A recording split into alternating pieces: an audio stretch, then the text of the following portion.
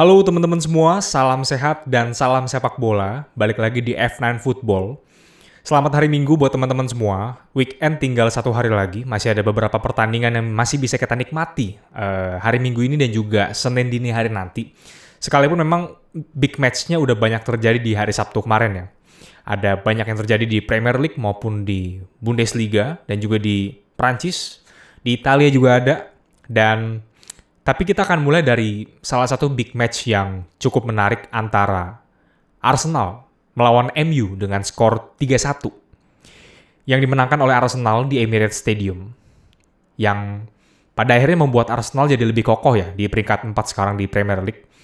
Tapi mungkin dari yang gue tonton teman-teman, ada yang bisa gue bahas di beberapa hal sebenarnya. Oke, kita mulai dari line up-nya dulu teman-teman. Kalau lu lihat, MU bermain dengan formasi 4-2-3-1. Untuk pertama kalinya setelah sekian lama, akhirnya Maguire dicadangin. Dipasang Lindelof dengan Varane, ya kan? Bukan Eric Bailly ya pokoknya. Bailly nggak masuk line up karena ada insiden ketika komentarnya di Instagramnya, salah satu Instagramnya dia balas komen bahwa ya boleh lah, maksudnya coba pasang dia sama Varane gitu kan. Cuman akhirnya Rangnick bilang itu bukan sikap yang baik. Dan akhirnya ya udah, yang di starting adalah Varane dengan Lindelof. Oke. Kanan Diogo Dalot biasa, Telles kiri, ya kan. Tengah Pogba nggak ada karena Pogba ada masalah, rumor bahwa dia akan pindah klub ya. Gue nggak tahu apakah dicadangin salah satu faktornya karena mungkin jadi mentalnya terpengaruh, pikirannya terpengaruh. Gue nggak tahu juga keputusan si Rangnick. Dan Cristiano Ronaldo udah masuk ke starting 11 lagi setelah di match terakhir lawan Liverpool dia nggak main karena anaknya baru meninggal ya. Dia sedang berduka lah pokoknya. Dan Arsenal bermain dengan 4-2-3-1 juga gitu. Dan cukup bisa dikatakan secara mental mereka lebih siap karena match terakhir mereka bisa menghajar Chelsea 4-2 di Stamford Bridge ya kan. Setelah sebelumnya sempat kalah juga ya, sempat susah menang. Tapi match lawan Chelsea membuat mereka mungkin tambah semangat. Terutama kali ini main di kandang juga kan lawan MU.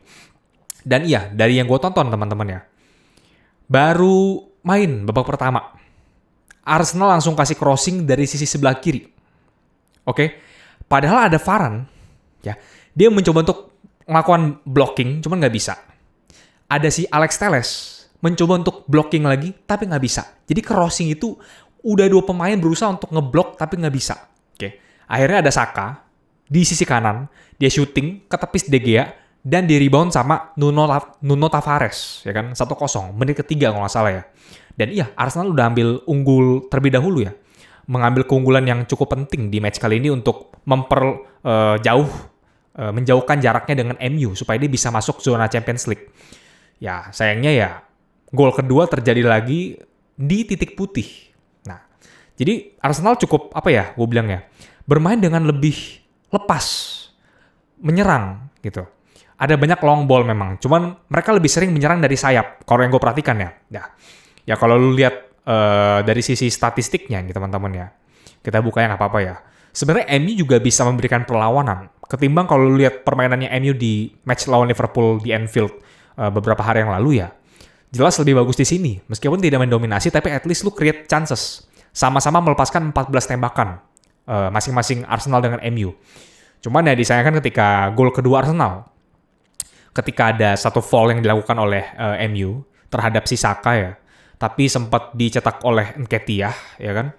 Nketiah cetak gol, Edward Nketiah, cuman karena gol offside, jadi wasit melihat VAR, ternyata bisa diambil sebagai penalti karena si Saka dijatuhin dulu, baru Nketiah cetak golnya offside ya kan. Jadi diambilnya penalti gara-gara Sakanya jatuh. Sampai sini paham lah ya, kalau lu yang nggak nonton nanti cek highlight saya nggak apa-apa. Tapi yang gue tonton seperti itu ya. Akhirnya Saka cetak gol kedua dari titik putih. Ya, 2-0 nih. Udah unggul cukup baik sebenarnya. Memang sempat dibalas ketika crossingnya si Matic ya dari tengah lapangan. Ya, seperempat lapangan lah.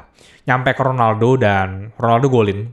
Gol ke-100-nya di Premier League. Harusnya bisa di-cover sama back Arsenal. Cuman entah kenapa Ronaldo dilepas. Padahal udah di-marking dengan benar tuh. Tapi dilepas akhirnya. Bingung juga. Lu agresif, lu marking gitu. Terus Ronaldo mau ngambil crossing, lu lepas gitu kan. Sayang kan 2-1. Ya, bahkan MU sebenarnya Di babak kedua, itu ada peluang lagi teman-teman. Ketika di titik putih, si Fernandes ngambil penalti. Sayangnya nggak masuk. Nah, dari press conference-nya, bukan press con ya, dari interview Rangnick setelah pertandingan, ditanya soal penalti itu, kenapa bukan ya Ronaldo yang ngambil kan biasanya kan. Ya dibilang bahwa memang seharusnya Ronaldo, tapi Ronaldo ngasih ke Bruno Fernandes kesempatan itu. Kalau nggak salah gue dengarnya karena memang pikiran Ronaldo lagi belum siap ya. Dia baru berduka kemarin, jadi belum benar-benar tenang. Dan menurut gue, ini lebih apa ya? Lu nggak bisa, oke lah, lu ada masalah pribadi lu di luar lapangan ya. Cuman ketika lu di lapangan ya, fokus lu mesti 100% dong, ya kan? Masa jadi alasannya gara-gara kejadian anaknya meninggal lagi? Ya, bukannya kenapa-napa ya. Gue tahu ini sensitif teman-teman. Cuman maksudnya adalah, kalau lu udah masuk sebagai starting 11, artinya kan pelatih percaya sama lu bahwa lu bisa fokus di pertandingan big match ini kan. Tapi kenapa lu malah ngasih ke Fernandes? Itu menurut gua. Kecuali mungkin lu udah unggul, ya kan? Atau lu udah cetak udah 3-2 atau 2 sama lah paling enggak lah. Lu kasih Fernandes silakan. Ini kan lu lagi tertinggal. Lu sebagai Algojo yang seharusnya dipercayakan. Ketika Fernandes sudah pernah miss kali ya. Waktu lawan si Aston Villa, kalau nggak salah sama Emi Martinez yang viral itu ya. Dia ngambil lagi gitu. Dan miss lagi kena tiang. Yah. Dan gol ketiga Arsenal ya. Kalau lu perhatikan, itu salah Fernandes. Ketika dia nggak bisa ngontrol bola dengan benar, akhirnya Saka dapat bola, dia shooting jarak jauh 3-1 gitu. Jadi Fernandes bermain ya cukup buruk ya. Bahkan umpan-umpannya banyak yang nggak nyampe gitu. Dia banyak melakukan no look pass, kayak umpan yang buru-buru, dia nggak sambil lihat. Dia kira di sisi kanan tuh ada siapa, Sancho ya? MU kanannya Elanga di sisi kanan ada Elanga, cuma nggak nyampe bolanya. Ya sayang aja gitu kan. Dan ya sudah, kalau lihat dari ranking ya, ini semakin buruk sih. MU peringkat 6. Tapi nggak usah khawatir kalau misalkan lu pengen masuk zona Liga Champions, masih bisa. Zona Liga Eropa atau Conference League masih bisa. Karena sekarang peringkat 6. Kalau misalkan West Ham menang 5-5. Masih ada sisa pertandingan yang masih bisa dikejar. Masih bisa masuk Conference League. Dan kalaupun nanti City atau Liverpool yang juara Liga Champions, artinya kan dari Inggris akan kekurangan 1 tim. Masih ada 1 slot lagi kan. Berarti kemungkinan besar ya Chelsea, Arsenal, Spurs 4-nya berarti Chelsea, Arsenal, Spurs sama 1 yang antara City dengan Liverpool. Iya benar, berarti MU bisa masuk Liga Eropa ya kan. Karena kalau misalkan City atau Liverpool yang juara dan Spurs tetap ranking 5, kemungkinan Spurs bisa masuk Champions League. Kalau nggak salah gitu ya, karena kan slotnya jadi kurang 1 gitu. Berarti wakil Inggris bisa ada 5 yang masuk ke UCL musim depan kalau City atau Liverpool yang juara Liga Champions musim ini. Ya, kita nggak tahu seperti apa ya. Dan City lawan Watford, bahas sebentar aja ya, 5-1. Ini udah kepanjangan ya video ya, tapi nggak apa-apa sebentar ya teman-teman ya. 5-1, jangan bosan-bosan dengerin gue ngomong ya. Ibaratnya kita sambil sharing aja lah ya. Pendapat gue bukan yang paling bener.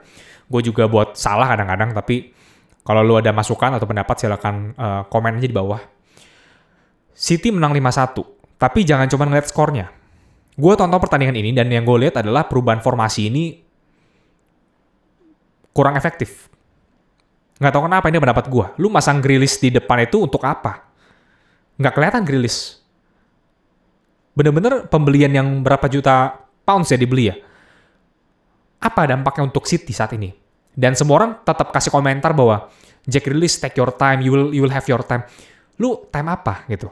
Lu di squad ini bersama dengan pemain-pemain luar biasa lainnya, lu mau bersinar seperti apa gitu. Menurut gue daripada lu pasang Grealish ya, mendingan lu pasang Silva, lu main 4-3-3. Jadi tengahnya Fernandinho, Rodri dengan De Bruyne. Kalau nggak si Fernandinho keluarin, pasang Gundogan, lebih fluid bermainnya. Karena kirinya Sterling, kanannya Mahrez. Cuman ya match kemarin Jesus diberikan kesempatan ya. Gue nggak tahu kenapa. Atau Jesusnya jadi striker tunggal depan. Grealish cadangin pasang Mahrez itu bisa lebih efektif gue bilang. Cuman ya kadang-kadang bermain seperti ini juga bisa cetak gol ya tetap. Dan 5-1 skornya memperkokoh City. Gue nggak usah bahas pertandingannya karena lu udah tau lah dia sangat-sangat unggul dari Watford dari segala sisi ya.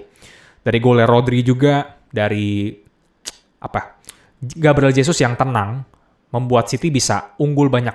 4 gol dari si Jesus. Sekarang kalau lihat klasemen 80 poin City, Liverpool 76, tapi masih ada 1 pertandingan. Kalau nanti malam menang lawan Everton, dia bisa cuma selisih 1 poin. Tapi jangan lupa, sisa pertandingan tinggal 5. Dan 5-5-nya itu istilahnya memudahkan City lah gitu. Ya kan? City dalam 5 match terakhir itu cuma draw lawan Palace 0-0 sama draw lawan Liverpool 2-2. Liverpool menang 4, draw 1 lawan City. Kita nggak tahu seperti apa ya. Cuman gue bilang kayaknya tetap juara Liga Inggris. Kayaknya gue bilang tetap City sih untuk musim ini ya. Tapi dalam hati gue pengen Liverpool yang menang supaya gantian lah. Nanti Champions League menang City gitu. Jadi mereka deserve 2 trofi ini masing-masing Klopp dengan Pep gitu. Itu pendapat gue aja. Ya kurang lebih gitu ya teman-teman. By the way si PSG juara Liga Prancis, Munchen menang Liga Jerman untuk ke-10 kalinya dan selamat ya buat fans Munchen dan juga PSG. Gue nonton semalam sebentar doang PSG dan Munchen. Jadi thank you buat yang udah nonton Football Talks kali ini. Mudah-mudahan teman-teman suka. Dan jangan lupa nonton konten kita yang lainnya juga, ada Football Story dan juga FIFA 22. Semoga teman-teman sehat terus dan salam sehat dan juga salam sepak bola. Bye-bye.